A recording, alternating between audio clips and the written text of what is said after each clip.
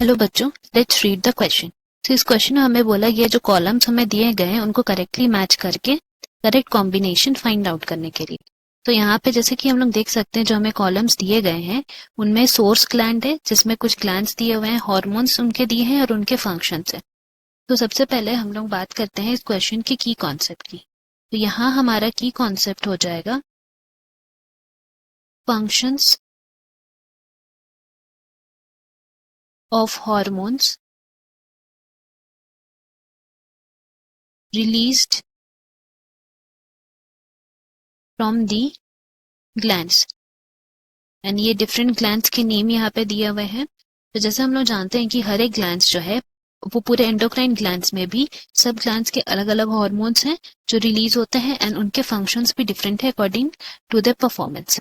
तो यहाँ जो हमारा सबसे पहला पिट्यूटरी ग्लैंड के बारे दिया हुआ दैट इज 1 एंड 2 रो जो है हमारा पहला 2 रो वो पिट्यूटरी ग्लैंड के बारे है। तो यहाँ हम लोग पिट्यूटरी ग्लैंड के बारे बात करते हैं। इस ग्लैंड को हम लोग एनाटॉमिकली अगर बोले तो 2 पार्ट्स में डिवाइड करते हैं। पहला पार्ट को हम लोग बोलते हैं एडिनो हाइपोफाइसिस, जबकि जो दूसरा पार्ट है उसको हम लोग नेम किए हैं न्यूरो हाइपोफाइसिस। तो अगर हम लोग इसको नेम कर देते हैं एज ए एंड ये बी, तो फर्दर अगर हम लोग बात करते हैं एडिनो हाइपोफाइसिस की तो उसको हम लोग 2 पार्ट्स में फर्दर डिवाइड किए हैं दैट इज पार्स डिस्टालिस और पार्स इंटरमीडिया। तो पार्स डिस्टालिस जो है उसको हम लोग एंटीरियर पिट्यूटरी भी बोलते हैं। एंड ये एंटीरियर पिट्यूटरी जो हार्मोन्स रिलीज करते हैं they are growth hormones, prolactin जिसको पीआरएल लिखते हैं, LH, FSH, ACTH that is adrenocorticotropic hormone, इस तरह। एंड पार्स इंटरमीडिया जो है वो एक ही हार्मोन रिलीज करता है that is MSH, melanocyte stimulating hormone. Whereas अगर हम लोग न्यूरो हाइपोफाइसिस के बारे में बात करते हैं यहाँ पे बी, तो उसको हम लोग पोस्टीरियर पिट्यूटरी भी बोलते हैं। एंड न्यूरो हाइपोफाइसिस जो है वो 2 हार्मोन्स रिलीज करते हैं ओनली।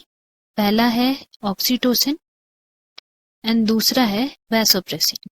तो यहाँ पे अगर हम देखें वापस से ऑप्शंस में तो जैसे कि हम लोग देख सकते हैं कि हार्मोन ऑक्सीटोसिन जो है उसका सोर्स ग्लैंड दिया एंटीरियर पिट्यूटरी। तो ये गलत है बिकॉज यहाँ हम लोग पढ़ चुके हैं oxytocin as well as vasopressin का सोर्स ग्लैंड है पोस्टीरियर पिट्यूटरी। तो इसीलिए हमारा पहला जो ऑप्शन है वो करेक्ट हो जाएगा। बट अगर हम उनके फंक्शंस को देखें तो ऑक्सीटोसिन का जो फंक्शन दिया है contraction of uterus muscles during child birth, ये फंक्शन उसका करेक्ट है बट सोर्स ग्लैंड गलत है, it should be posterior pituitary. Now next हम लोग जो बात करते हैं सेकेंड रो की, उसमें दिया है हार्मोन वैसोप्रेसिन जिसका सोर्स ग्लैंड है पोस्टीरियर पिट्यूटरी, तो ये करेक्ट है। नाउ अगर हम लोग वैसोप्रेसिन की बात करें तो ये जो वैसोप्रेसिन है it helps in the reabsorption of H2O as well as electrolytes in the distal convoluted tubule and to some amount collecting ducts में भी ये हेल्प करता है but mostly in DCT and it helps to reduce the loss of water. इसीलिए इसको हम लोग एक और नाम से जानते हैं that is ADH, anti diuretic hormones के। ना यहाँ जो वैसोप्रेसिन के फंक्शन दिए हैं to stimulate the reabsorption of water in the distal tubules in nephron, ये करेक्ट है। तो हम लोग कह सकते हैं कि हमारा जो सेकंड रो है about posterior pituitary source gland जो हार्मोन रिलीज करता है वैसोप्रेसिन एंड उसका फंक्शन भी करेक्ट है, तो इसीलिए हमारा ऑप्शन बी करेक्ट हो गया। ना बाकी ऑप्शन के बारे भी बात कर लेते हैं दैट इज नेक्स्ट हम लोग आते हैं कॉर्पस ल्यूटियम। सो कॉर्पस ल्यूटियम के लिए हम लोग को ये जानना है कि LH एंड FSH ये 2 हॉर्मोन्स हैं जो मेल्स में भी मिलते हैं एंड फीमेल्स में भी मिलते हैं। तो यहाँ हम लोग अगर फीमेल्स के बारे बात करें तो LH is responsible for ovulation के टाइम में LH का सर्ज होता है and FSH is responsible for the follicles के फॉर्मेशन के टाइम में। तो जब फॉलिकल्स फॉर्म होते हैं उस समय ये एक हार्मोन रिलीज करते हैं जिसको बोलते हैं एस्ट्रोजन।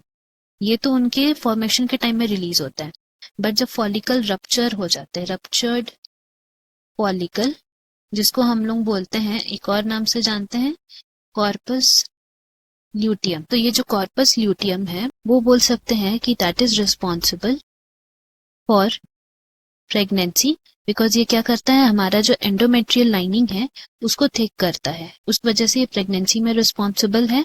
एंड फर्दर हम लोग नेक्स्ट जो है ग्लैंड उसके बारे में बात करते हैं, दैट इज थायराइड ग्लैंड।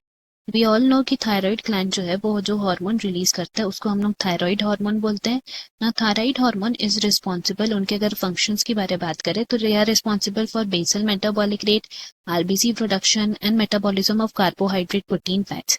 इसके अलावा एक और हार्मोन वो रिलीज करता है जिसको बोलते हैं थायरो कैल्सिटोनिन। तो थायरो कैल्सिटोनिन के बारे में बात करें then this is responsible for the maintenance of blood calcium level को मेंटेन करने में हमारा हेल्प करता है थायरो कैल्सिटोनिन।